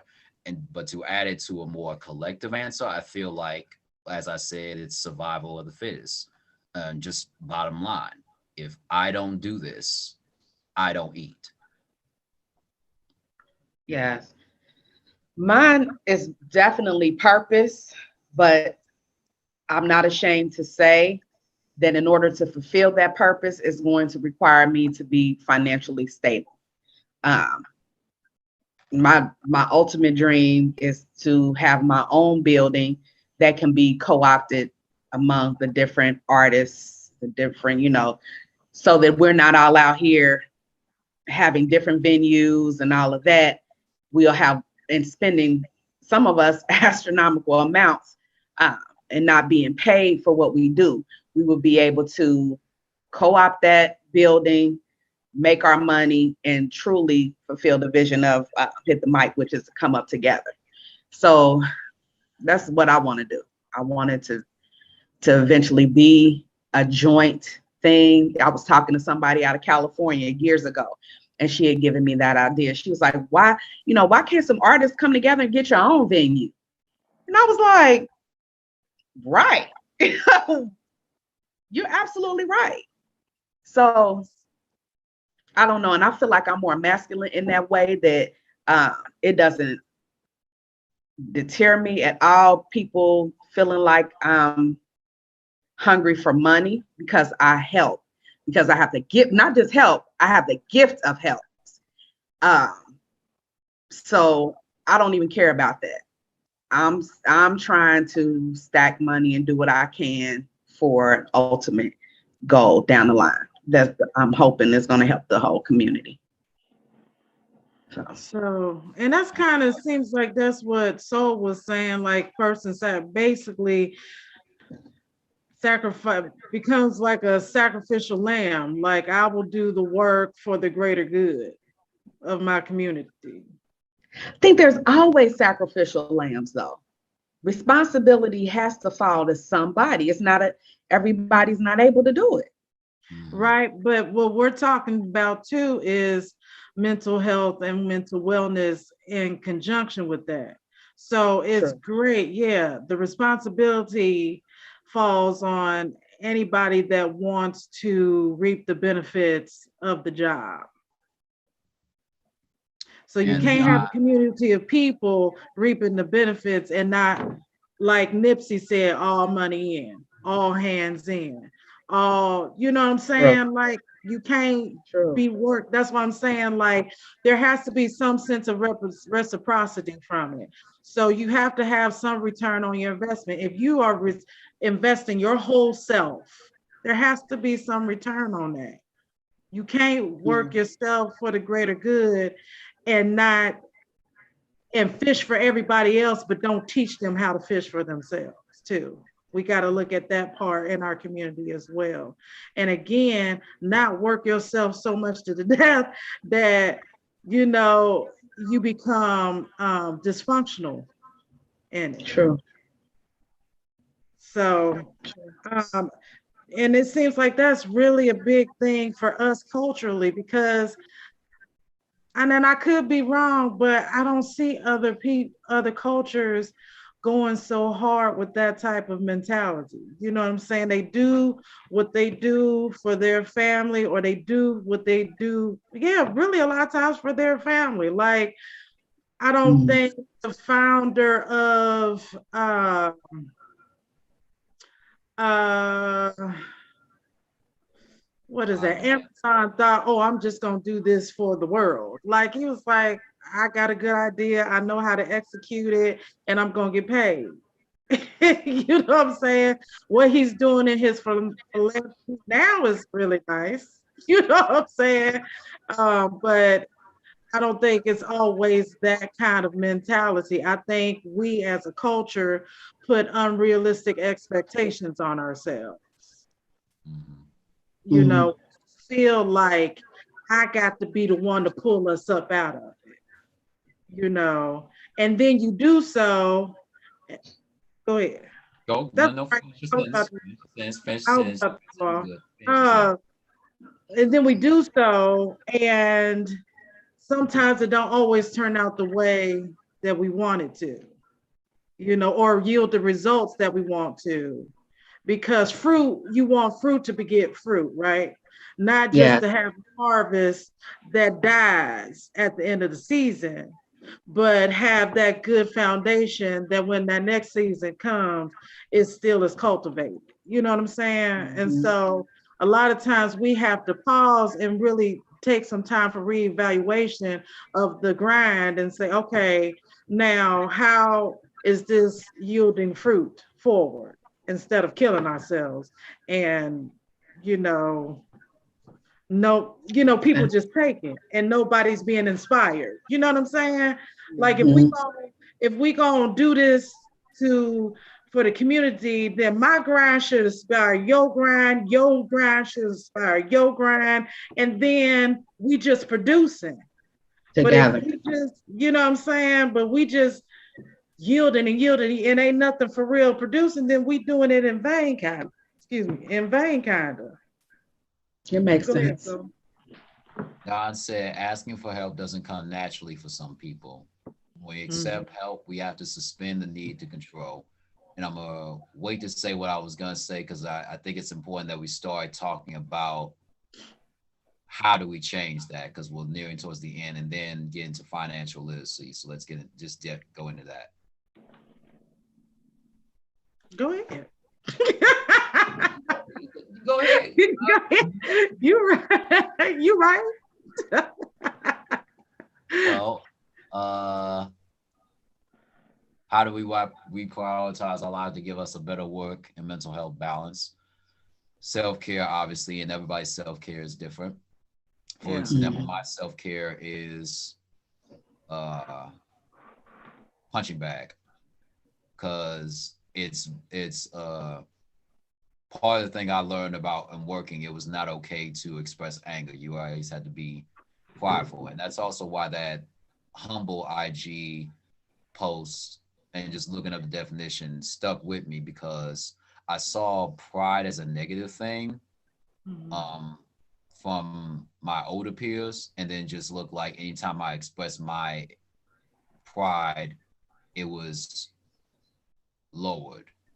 I had to be Mm. in to be to compare to fit in. Um, what was the thought? I forgot. So it manifested into me just lowering my anger down to where I would find myself in workspaces be unnaturally, as you say, blurred out maybe here and there. It's like, where did that anger come from? It's not even, I'm not even angry at that person. So part of that recognizing overworking, and that's why I was going to say a mask sometimes while we go into work, that's our only relief or cover up where we can be something else other than when we go back home and gotta face all the crap that we gotta deal with that nobody Mhm. else. So that's another reason why people may Mhm. um punching bag to just get what I couldn't say of to somebody else. I can just envision their face and just beat the blade pulp out of them. That's my self care, so that I ain't taking it out on anybody else. Another self care is writing and journaling how I actually feel, no matter how what it feels like. Um, or what I'm learning how to do is actually, if I what I really wanted to say to that person, talk as if they were there.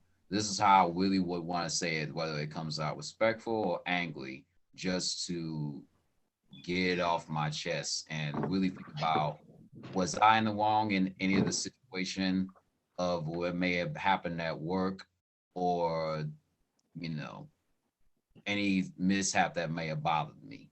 Some type of ventilation from the woes at work, and then have also as the commute, as you said about community, have someone that you can actually talk to, and it's not an echo chamber of your own thoughts.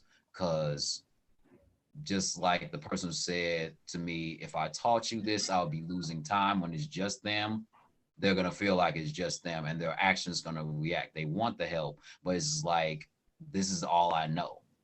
Mhm. So reaching out and building back that community of somebody, if they can't even help physically, they can at least give a buffer that I'm not the only person who deals with this, and then slowly build up rapport to remedying the situation. If nothing else, feel better about it. And I want to say this about entrepreneurship real quick. Not everybody's meant to be an entrepreneur. There is a consequence of being an entrepreneur, and you need to ask yourself, and you need to educate yourself all that entails, because it's so nice to say I'm working for myself. A lot of people ain't gonna really do all that kind of work. Mm-mm. If you don't want Say to that. be part of organization, maybe look around your own neighborhood. Can you help? If nothing else, sweep the floors. So just to wrap up some stuff that you said, so physical means that we're talking de-stressing. So physical exercise, journaling, writing out your feelings. So these are outlets. So establishing outlets will cater to your mental well-being, physical health, physical exercise, whatever you desire to release some of that stress on you physically, establishing that outlet. And you said something else that was good. Oh, and knowing whether or not this is the job for you. You know, a lot of times you may pursue a job because you think you can do it, but maybe that ain't really what your calling is. So really being introspective, that's what I was going, you said take some time for self-reflection, which I think is good too, to see, okay, am I doing this, am I performing at my best in this job? If not, then maybe we need to reevaluate and see if this is actually something I should be doing. What you got, Ms. Mo? Whew, I think self-care for me has to be consistent, because it's not. It's like a diet. You go real good, real hard, and then it's like, you don't show up to the gym, but still paying those gym memberships forever. So it's been hard. The only thing I have kind of noticed that I do, because I do live like a structured type life and have to have so many responsibilities, I think being impulsive is part of my self-care. So I'll just be like, okay, let's go here. And it might be decided within a day. And I'm gone. I'm out of town. I remember one time I was like, I told my mom, I was like, I want a cheesesteak. And she was like, oh, okay. I said, I'm gonna go to Philadelphia to get it. I was just, and we just went like that type of just random, because my life doesn't get to be random. I might steal that because there's this one song that's been calling me, and now I got my car back. It's like I just might have to pack up the whip. I might just have to go home and just say bye to this. I just got I might have to do a trip. Part of the balance is allotting time for yourself, whatever that is. Even if you do live a structured lifetime, a lifestyle, to make sure that you allot time for yourself. It's just like people tell you it's in spending. And one of the points that you had listed was, and I think you have a good strategy of work to balance. First of all, you got to ask, what am I willing to give up to obtain what I'm seeking to have? And one of the things that you mentioned was budgeting, putting yourself on a strict budget. 2, maybe living below your means just so that you can have more of a profit. You know what I mean? Like just because you might make 75,000 and you might can afford certain mortgage doesn't mean you need to go ahead and do that mortgage. Maybe if you don't have kids, get you a studio or efficiency and make that sacrifice until you get to that place. Like I think somebody mentioned just the need. Sometimes our validation or what we deem as successful is materialistic. Yes, Sometimes we will put ourselves in debt to look successful and as opposed to actually being successful. But that state of mind, you know, Or that get married just to say you got married. Huh?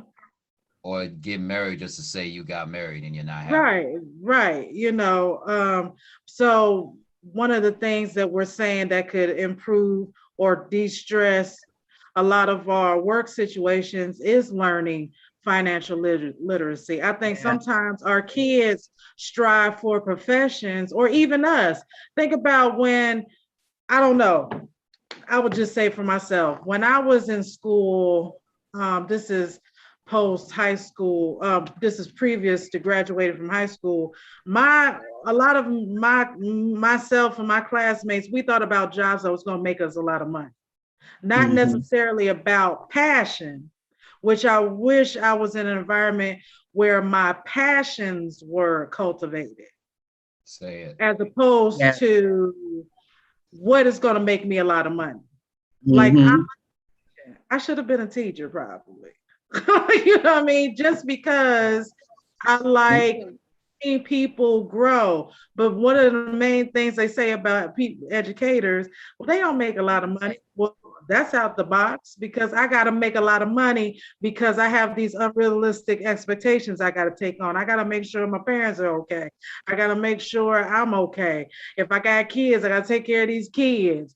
If I got friends, they need me. You know what I'm saying? We take on a lot, you know, so we even have these conversations with our children or pay attention to our children and look at what their strengths and their gifts are.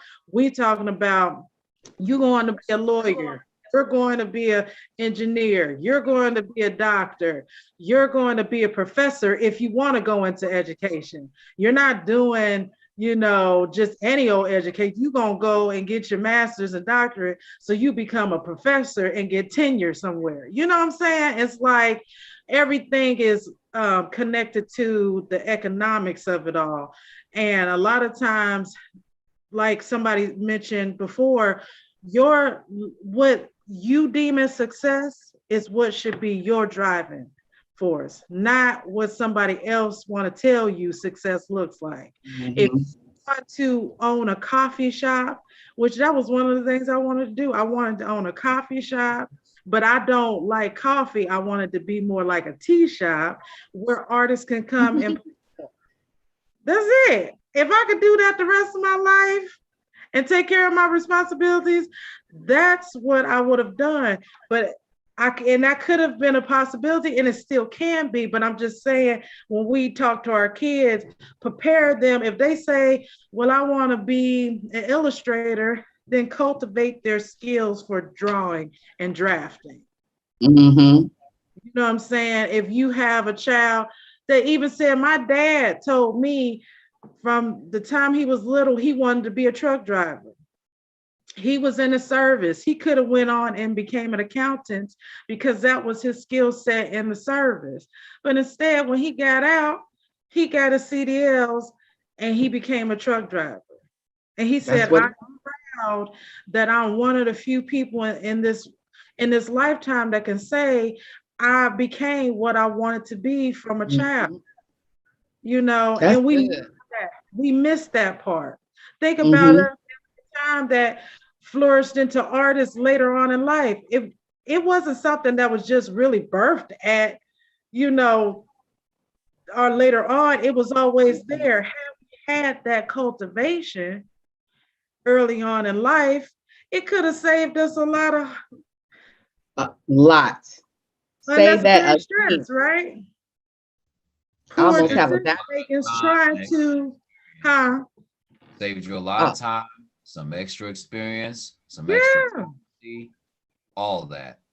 If you mhm. can't get that vigor back, you can make it up as you get your passion back, but And so we Yeah. have to ask ourselves, time, they tell us in my profession to change jobs, believe it or not, it's healthy to change jobs every 5 years. You should never Really? be on, yes, because they say to prevent burnout. mm, Because Hmm. if you stay in one position for a long period of time, you're going through changes. You started out good, but a lot of times 30 years later, you're dissatisfied because things evolve. And where you were 30 years ago is not where you are 30 years later. You know what I'm saying? And so some people get so stuck in their ways, like, well, why are they making all these changes? And we got to learn computer stuff. I don't even use a computer in my personal life and all this stuff. So then they become dissatisfied with the job because the job has changed, because we evolve over time. Everything evolves over time, you mm. know? And so they say you stay in the same umbrella. Like I said, I started out in psychiatry, then I went to gerontology. Now I'm in internal medicine. You know what I mean? But it's different positions under the same thing. It's just like art is a perfect example of artists. You may not be the poet all your life. You might just turn the stage, or you might turn into a producer. Like even me, I was just, and I'm Hollywood now. I was just in the acting role because I always Woo, wanted when I was younger. It's a stage play. It was over Zoom, but I enjoyed it. Besides the fact that I was compensated, the fact of actually doing it, it was like a breath of fresh air where it just felt like as you're doing something over and over again, there it gets a little bit of a monotony. redundancy. Aside from the fact of having that drive in you that you actually enjoy, there is sometimes like I would like a little bit of a change up. So yeah. And So I'm not glad your job being, is telling you that because that's awesome. I it was not. wasn't my job necessarily. I was just told by a professional, like, you should just never be in one area of medicine or whatever you do. Like that, I think that's why you hear a lot of times people say having multiple streams of income. So if Mhm. you tired of doing one thing, you can go and put your all in something else. If you tired of doing that, you got something else to fall back on. I think that's imperative. And I think that is one of the things that we need to start teaching our children and as well as our community. Like, don't think it's just a hobby. Like Mhm. anything can be made into a money making situation. Look at like during, and we've learned that during the time of COVID. Yes. People was getting their grind and hustle on because Doing people Mhm. stuff weren't they working, like to do. doing stuff they like to do. Like businesses emerged out of COVID. You know what I'm saying? That probably wouldn't emerge had this not happened. But what did COVID give us? It gave us time to Mhm. stop. Mhm. It gave us time to think because we don't use this as much as we used to because technology has made it easy to do the job for us. You know, when I was coming up, we were encouraged to daydream Mhm. and to imagine. We don't tell our kids that. We don't. We put them in front of something like this that we're using right now. And it's not opening up their mind. We didn't put a pad. My parents gave me a pad, go to work. So I'm either drawing or I'm writing, go outside, play. I wasn't always in a situation where they had playgrounds, but we made up games. You Mhm. know what I'm saying? So, just so we got physical exercise as a mean of de-stressing, allotting time for yourself for self-care, vacation. And these are conversations we need to be having, beyond just community, even with these organizations. I don't know about your background, but a lot of times the leader of my organization want to have these quarterly meetings and give all these surveys. And one time in the meeting, I was just like, do they really even care?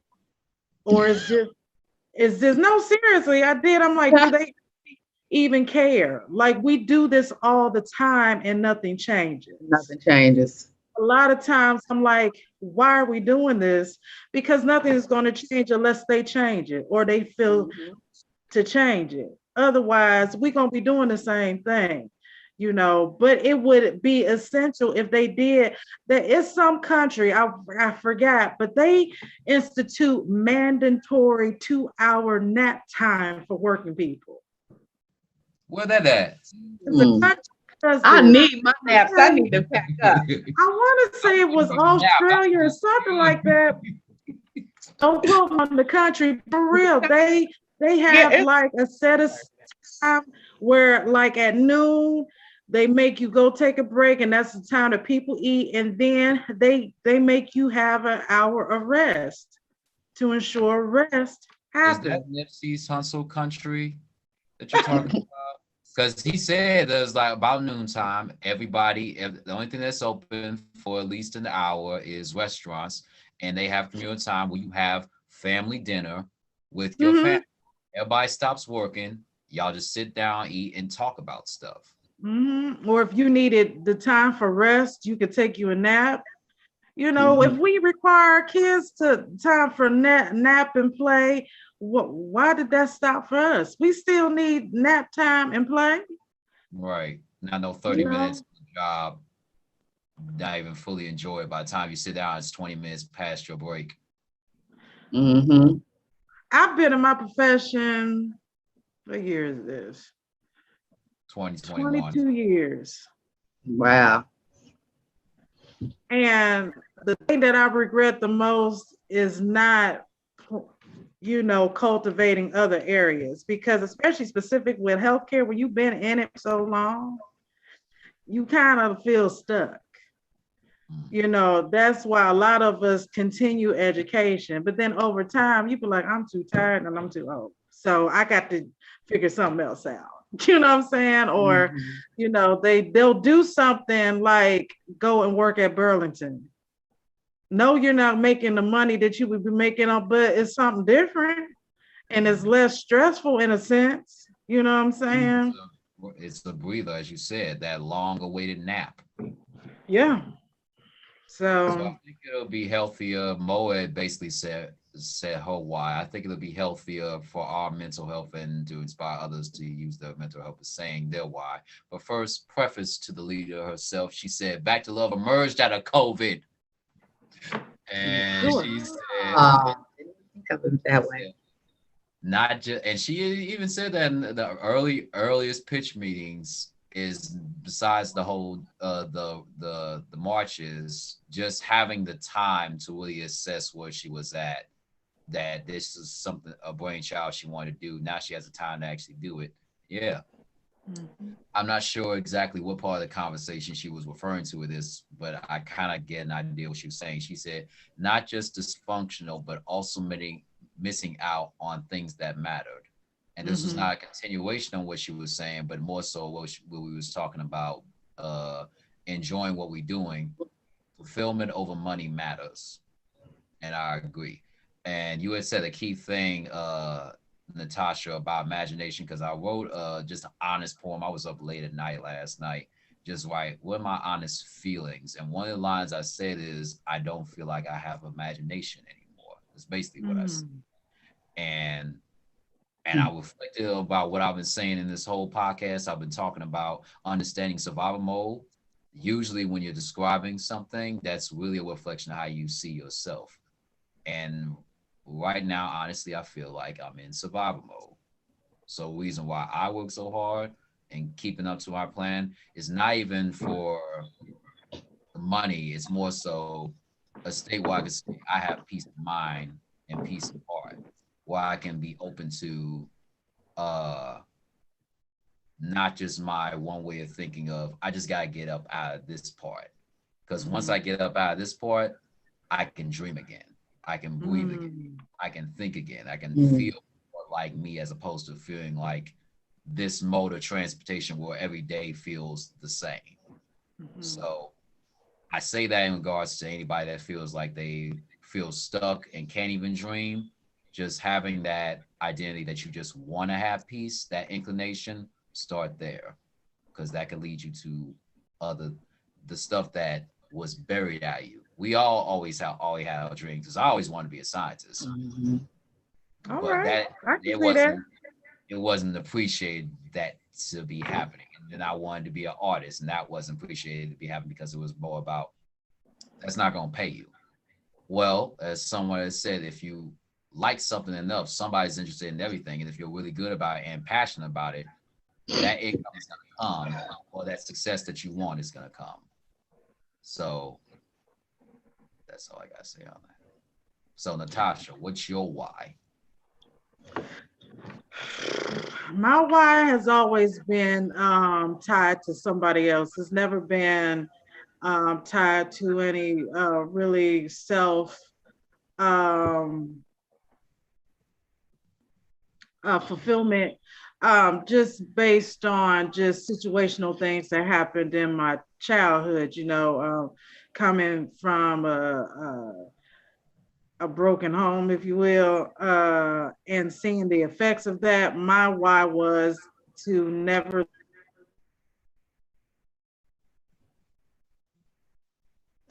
It muted you for some reason. Yeah. Can you unmute?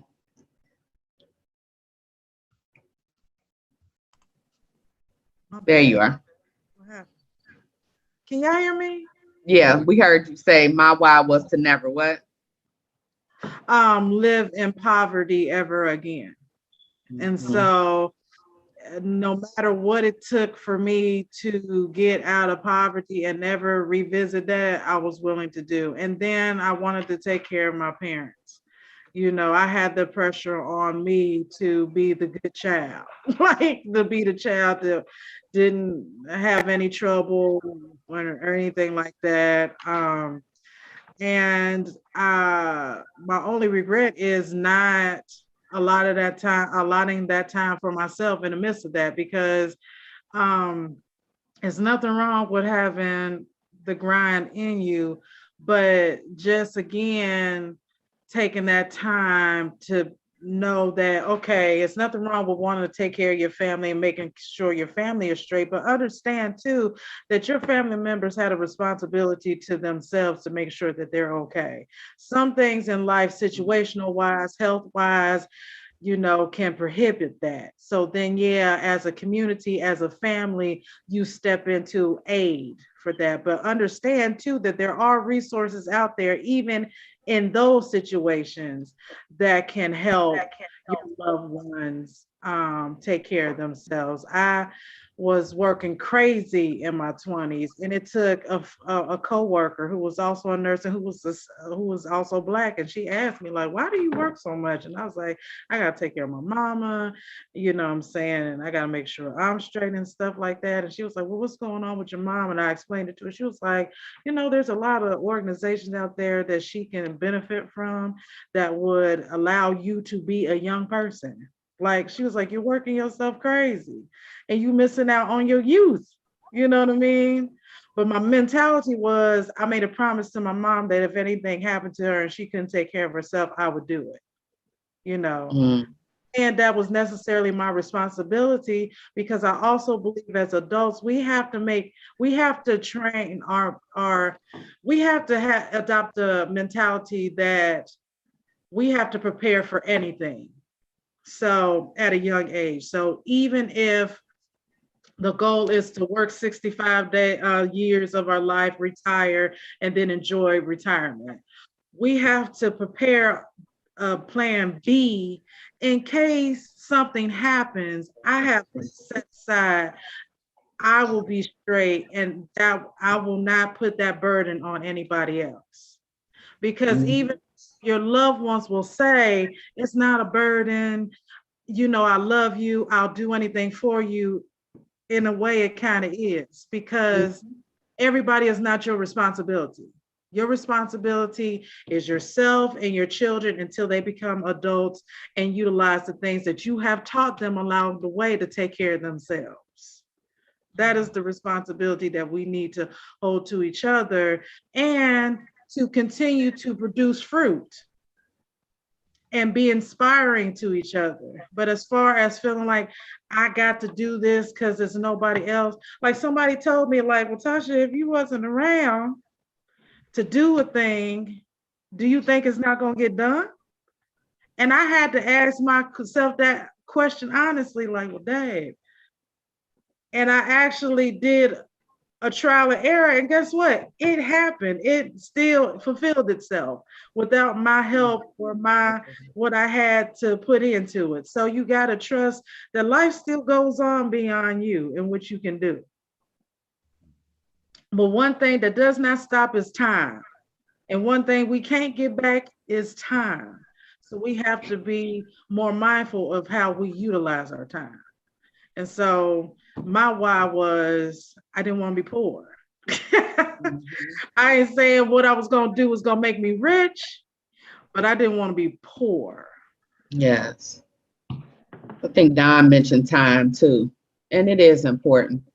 I had somebody speak about that, like it's more important that you're in control of your time, what you do with your time, not, you know, she left a very, very good job and retired from it because of that, because it was so stressful and it took up all of her energy and all of her time. So, yeah, I get that. It is important. We all running out of time in a certain amount. Clock is ticking. Especially after 40. It ain't no joke. After 40, you think about all kinds of stuff. I'd be like, Lord Jesus, I ain't never thought about this stuff before 40. But in closing, go ahead. Anybody got any closing remarks or anything to add? Because we hit the 9 o'clock hour. I was simply gonna add to, if this is the lifestyle you're gonna live, could you live with that in 10 years? Say what? If this is the lifestyle you're gonna pick, can you live with that decision in 10 years? What, of being overworked? No, whatever that lifestyle is. Oh, okay. Now start probing what are the consequences, and are you willing to take those consequences? That's a question for you and yourself. So again, some more self-reflection. I don't think we do that enough. We don't take a pause. I was telling a friend that the other day, like, you always got this urge to keep going, but where are you going to? Where are you going? You know?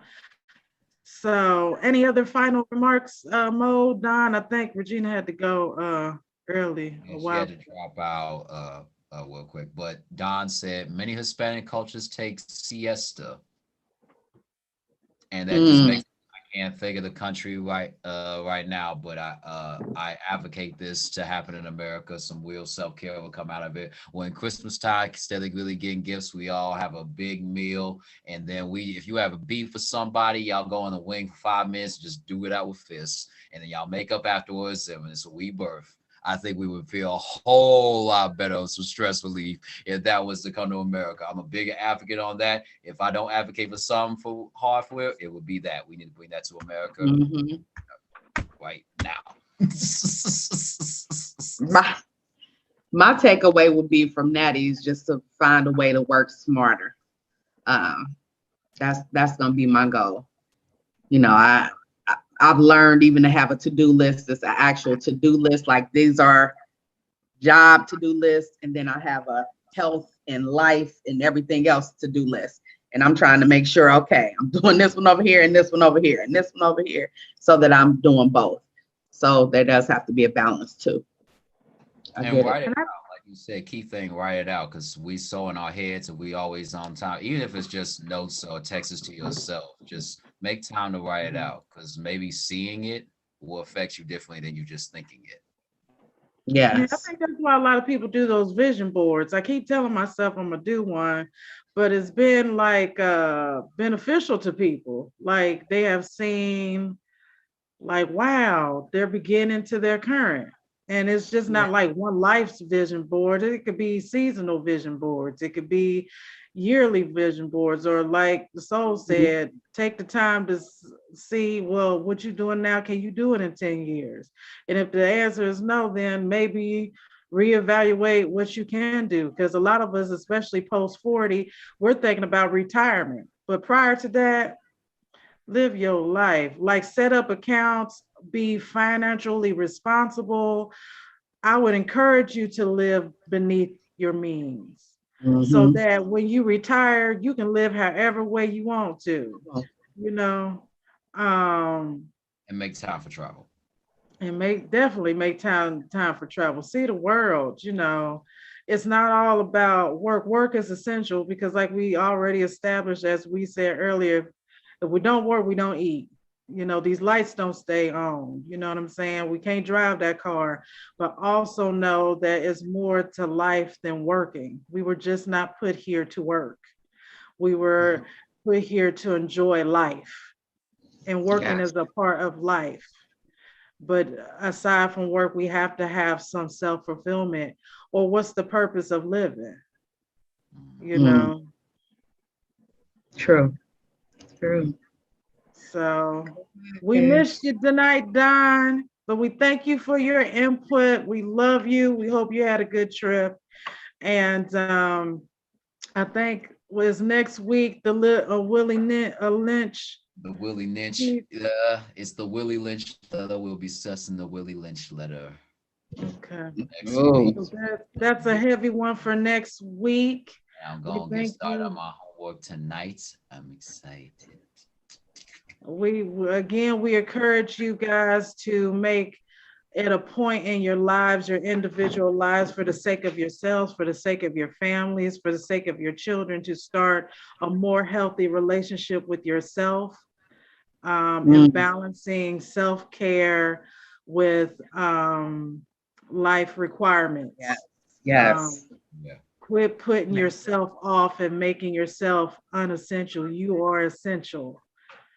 Your health and wellness is essential, because none of this matters if you're not at your highest point of wellness. So Mhm. That's be true. healthy, be safe, take your mental health seriously. Don't worry about what people think. Don't worry about what people say.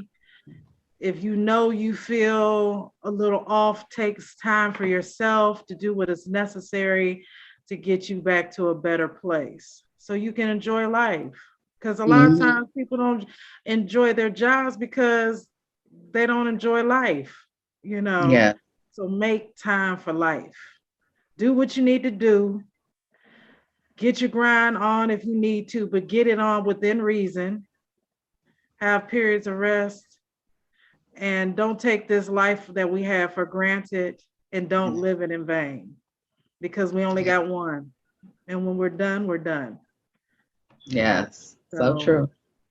peace and blessings. Love y'all. And this has been another Back to Love podcast, mental health in the workplace. Until next time. Peace.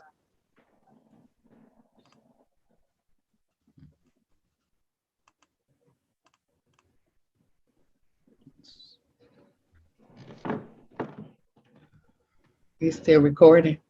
Mm-hmm. Okay. We still live though. 1 second. I'm still. Oh. We need some production so that it ain't always on you and Don, because